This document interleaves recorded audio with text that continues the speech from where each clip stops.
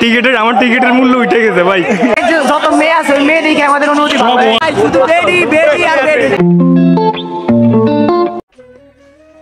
হে WhatsApp, আসসালামু আলাইকুম, it's Abdur Rahman, welcome my another blog video. তো ভিউয়ার্স, আজকে আমি যাবো হচ্ছে চরপেশন, আর সেখানে নাকি বাণিজ্য মেলা চলতেছে অনেকদিন পর্যন্ত। তো আমার যাওয়া হয়নি, তো আজকে আমি যাব এবং আমার ফ্রেন্ডরা যাবে। তো লেটস গো।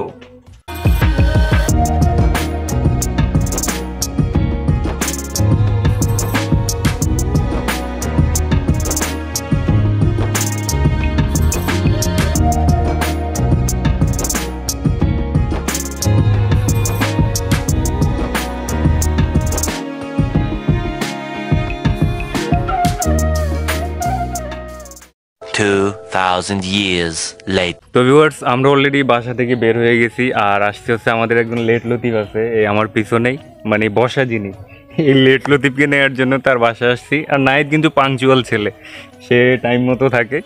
তো আমরা এখন ওদের বাসার সামনে আছি, এখান থেকে আমরা চলে যাব।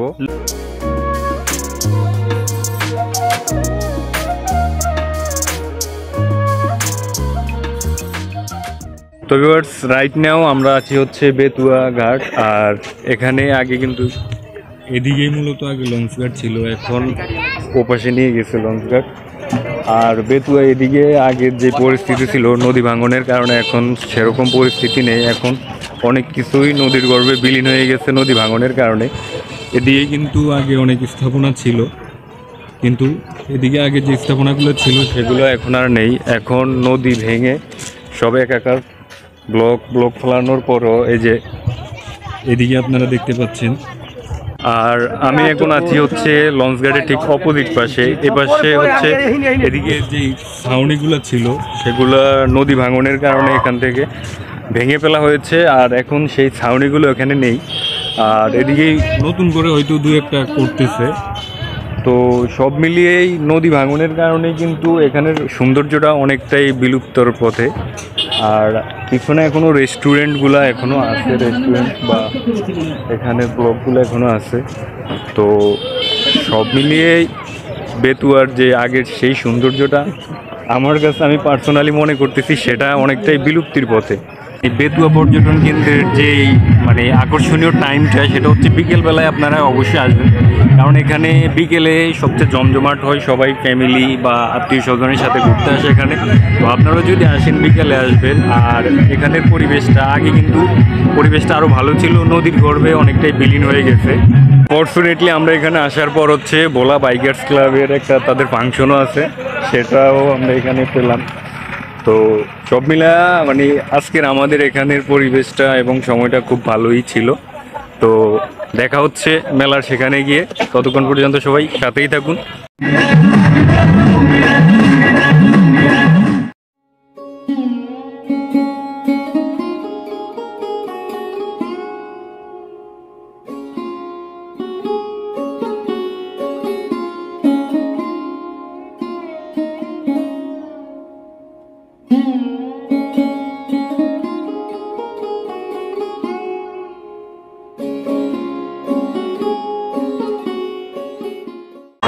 তো ভিউয়ার্স, আমি এখন আছি ঠিক মেলার গেটের সামনে। আর আপনারা এখানে আসলে আপনারা হচ্ছে চরপেশন সদর থেকে একটু সামনে আসলে রাস্তার পাশে কিন্তু আপনারা একটা গেট দেখবেন, সেদিক দিয়ে আপনারা চলে আসতে পারবেন বাইক নিয়ে, অথবা কাউকে আপনারা জিজ্ঞেস করলে আপনাকে সে দেখিয়ে দেবে। এছাড়া আপনি কিন্তু চরপেশন সদর অর্থাৎ জ্যাকব টাওয়ারের পাশ থেকেই কিন্তু আপনারা রিক্সা পেয়ে যাবেন, রিক্সায় করে চলে আসতে পারবেন, বেশি দূরে না, অনেকটা কাছেই। আর যারা বাইক নিয়ে আসবেন তাদের জন্য আরেকটা বিষয় আমি ক্লিয়ার করে রাখছি, সেটা হচ্ছে আপনারা বাইক আনলে আপনাদের সেফটির জন্য এখানে বাইক রাখতে পারবেন। আর বাইক প্রতি পিস ওনারা এখানে নেয় হচ্ছে 20 টাকা করে রাখার জন্য। তো আমরা এখন গেটের সামনে আছি, ভিতরে প্রবেশ করব, দেখি টিকিট কত করে। টিকিট নিয়ে আর ভিতরে গিয়ে আপনাদের সাথে বাকিটা দেখা হচ্ছে। এখানে হচ্ছে দুইটা টিকিট কাউন্টার, একটা হচ্ছে পুরুষদের জন্য, আরেকটা হচ্ছে মহিলাদের জন্য। তো প্রবেশ টিকিট মূল্য হচ্ছে জনপ্রতি আপনার 20 টাকা করে। আমি আমি এখন টিকিট কাউন্টারের ঠিক সামনে আছি আর আমরা এখন টিকিট কাটবো, টিকিটকে ভিতরে ঢুকবো। আমরা আমাদের টিকিট কেটছি, টিকিট কাটা শেষ, এখন আমরা ভিতরে প্রবেশ করব। তো আপনাদেরকে আরেকটা বিষয় আমি ক্লিয়ার করে দিই, সেটা হচ্ছে এখানে টিকিটের সাথে লটারি। টিকিটের দুইটা অংশ, একটা অংশ হচ্ছে আপনার লটারি কুপন হিসেবে আপনারা সেটাতে আপনার লটারি নাম্বারটা লিখে ওখানে ফেলবেন, মানে টিকিট প্লাস লটারি সহ এখানের এটা এই টোকেন জমা দেওয়ার টাইম হচ্ছে জায়গায় আমি আমারটা দিয়ে গেলাম ভাই, ঢুকে না তো লটারির টোকেন জমা দিয়ে এখন আমরা ভিতরের দিকটায় যাচ্ছি। আর এখানে প্রচুর পরিমাণ মানুষ আর প্রচুর পরিমাণ শপ।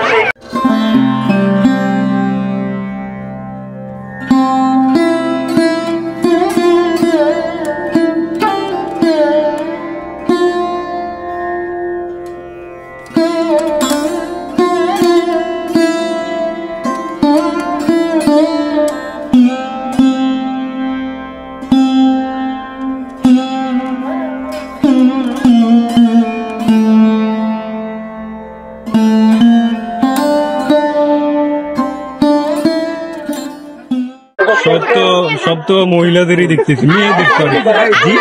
আমাদের কই? আমাদের তো কিছুই দেখতে পাচ্ছি না এখানে। এত ডিপে যায় না, ভাবির জন্য কি কিছু কেনার প্রিপারেশন চলছে? দেখি এখানে ভাবি পাওয়া যায় কি? চকলেট ফ্লেভার নাই হবে? চকলেট ফ্লেভার এই যে সাদিয়া শাবানা আপু পরে আসলে পাবো না, দেখেন অরেঞ্জ ফ্লেভার নাই? সাদিয়া শাবানা পরে আসলে পাবো না। কি বাহ, সাদিয়া শাবানা পরে আসলে পাবো না। অরেঞ্জটা নাই, অরেঞ্জ ফ্লেভার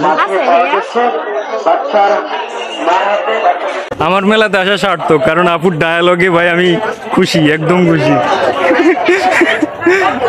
আপুর ডায়ালগ কিন্তু অনেক চমৎকার ছিল। আমার টিকিটের মূল্য উঠে গেছে ভাই, এখন ওই আসার যে খরচটা এটা দেখি। আমি মনে করি আপনাদের মেলা আসাটা সার্থক হবে, কারণ এখানে স্টলের নাম এবং স্টলের কর্মীদের বিভিন্ন ডায়ালগ। এই আমি একটা দোকান সামনে, শপের সামনে দাঁড়িয়ে আছি। শপের নাম হচ্ছে ভাই বেকার যুবক। তো বিনোদন পাচ্ছি ভাই, কিন্তু ব্যাপক বিনোদন পাচ্ছি এখানে। এগুলো কত করে? 150 টাকা। মানে সব কি একই রেটে নাকি? না,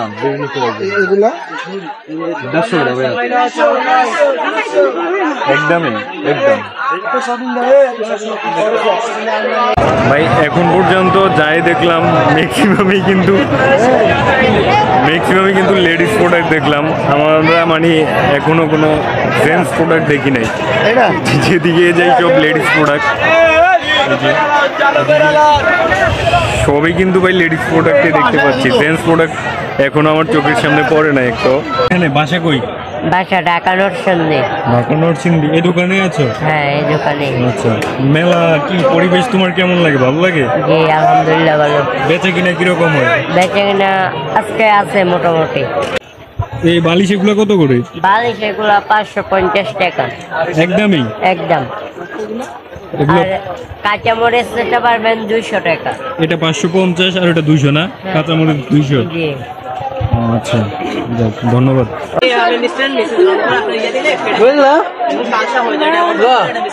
ভাই শপিংগুলো কত করে? 250। এই ফিক্সড প্রাইস?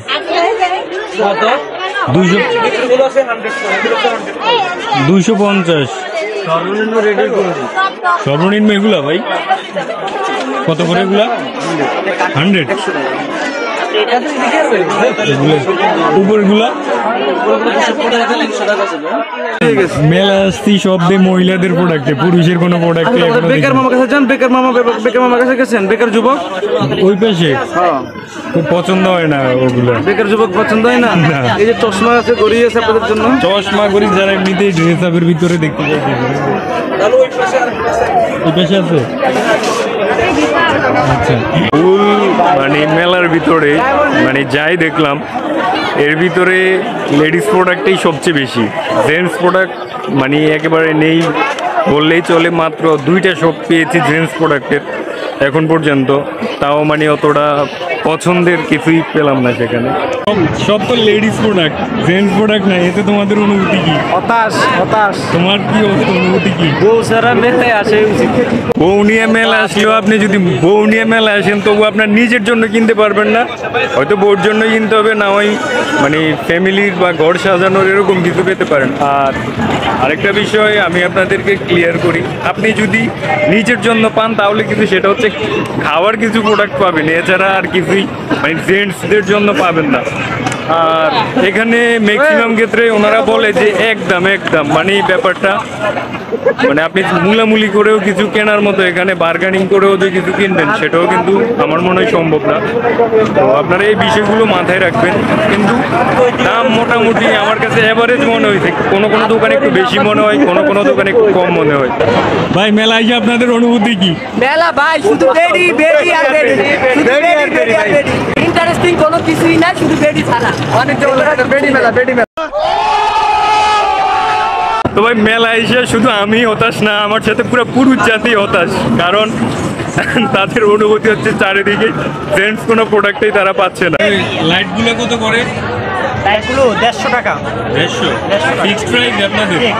মানে যে কটা সবে গেছি সবগুলোতে ফিক্সড প্রাইস, বার্গেনিং করার মতো কোনো অপশন নেই। এখন বর্তমানে যেই দাম বাড়ছে, দাম বাড়ার পরিমাণে কারণ কমানো যাচ্ছে না। টপিকগুলো কত করে এগুলা? 300 টাকা। যে প্রোডাক্ট আগে একটা দোকানে আমরা চাইছি সেখানে 250 টাকা আমাদের কাছে চাইছিল, এখানে আসার পর সেটা ওনারা 300 টাকা চাচ্ছে।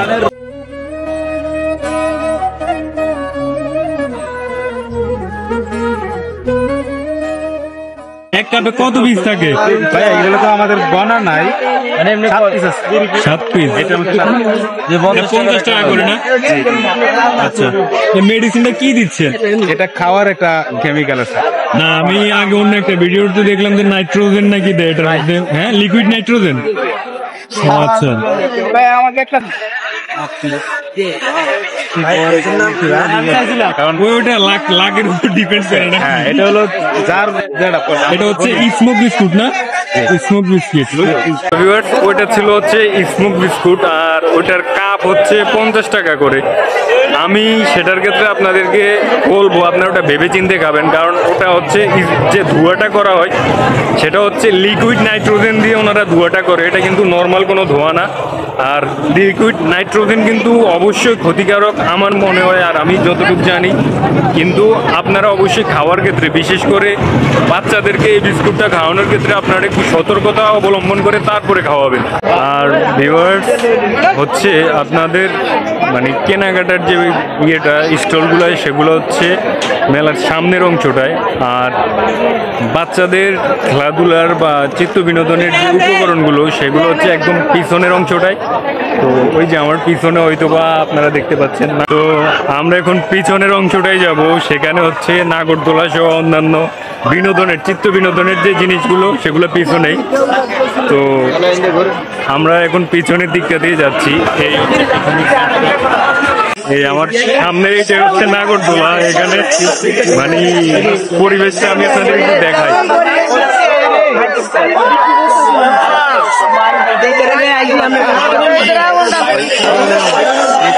এদিকে কিন্তু একটু ঠান্ডা লাগতেছে না এদিকে আসার পর? ওটার বাতাসে ভাই। না ভাই আমি ব্লগ করতেছি। জি ভাই। আপনার পেজের নাম কি ভাই? এ রহমান 76 ব্লগ ভাই। এ রহমান 76 ব্লগ। জি ভাই। ভাই মেলা এসে আপনাদের অনুভূতি কি? মেলা এসে ভাই আমাদের অনুভূতি ভালো, 4 মাসে যেহেতু আজকে শুক্রবার তাই মানুষ বেশি। কিন্তু ভাই এই জায়গায় যত মেয়ে আছে ওই মেয়ে দেখে আমাদের অনুভূতি ভালো।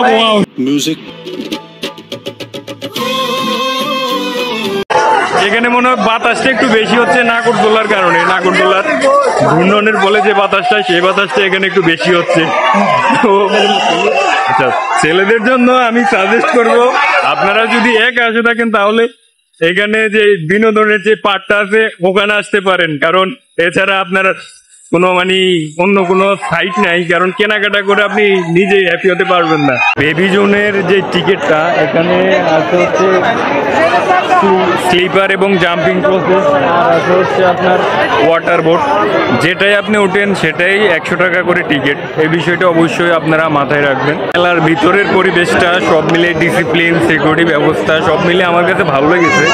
আমি যতটুকু জানি যে বাণিজ্য মেলা হিসেবে এটা পরিচিত, কিন্তু ওরকম মানে যে ঘরের খাট বা ওরকম জাতীয় এরকম কিছু এখানে নাই। অনেকেই হয়তো ভাবতে পারেন যে খাট, সুকেস বা এরকম জাতীয় অনেক প্রোডাক্ট এখানে বিক্রি করতে পারে, কিন্তু সেসব প্রোডাক্ট এখানে নাই। তো আপনারা এই বিষয়গুলো অবশ্যই মাথায় রেখে যদি আসেন তাহলে আসবেন।